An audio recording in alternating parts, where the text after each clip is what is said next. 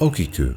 Well, we made it to the 31st. Happy Halloween, and for our last story, I searched for something really scary, and I think I may have found it. This is the true story of the Okiku doll. In 1918, a 17-year-old man named Eikichi Suzuki purchased a traditional doll for his 2-year-old sister, Okiku, while he was on a maritime expedition. Something about the doll instantly caught his eye. It was about 40 centimeters tall, wearing a traditional kimono, had shoulder-length hair that was pitch black, but still appeared like a baby with gums and no teeth. And after returning home, Suzuki presented the doll to his little sister. She fell in love with it immediately. They played together every day. She treated it like her sister. When she could start to talk, she even called the doll Okiku after herself.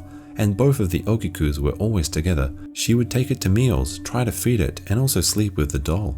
Later, in 1919, tragedy fell over Japan. Fevers were breaking out across the country, and Okiku's family was no exception. The young girl became sick, and at just 3 years old, she died, holding the doll firmly in her grasp. The family wished to bury the doll with Okiku, but due to the scope of the fever outbreak, the government's resources were very low, and this last act of kindness was not honored. The family decided to place the doll on their altar, a small shrine to celebrate her life and mark her passing into the afterlife.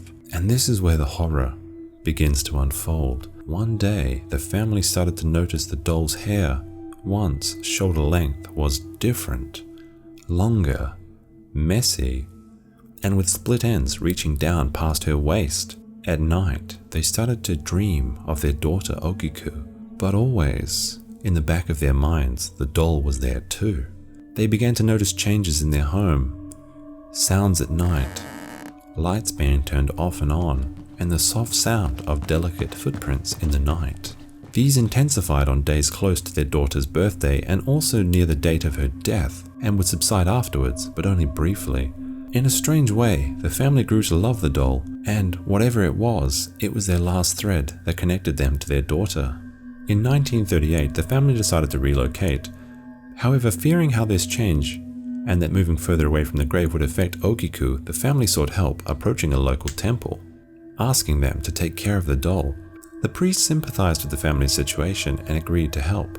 The family then informed them how to care for the Okiku doll, that she must always be locked inside at night, and that her hair should be kept short. In the present day, the doll is now located in the Manenji temple. Recent samples of the hair that has continued to grow have revealed that it is indeed the hair of a human child. You can even visit Okiku yourself, sit in her room alone, and try and talk to her. Photos are forbidden at the temple, but those who have visited have reported that the mouth of the Okiku doll is slowly opening, and if you dare peek inside, you will be able to glimpse her baby teeth starting to sprout through the porcelain gums. I hope you enjoyed this true Japanese ghost story. We finally made it through October and I can hardly believe it. Let me know which yokai you liked in the comments, check out the other videos in this playlist, and subscribe to see what we get up to next. Peace.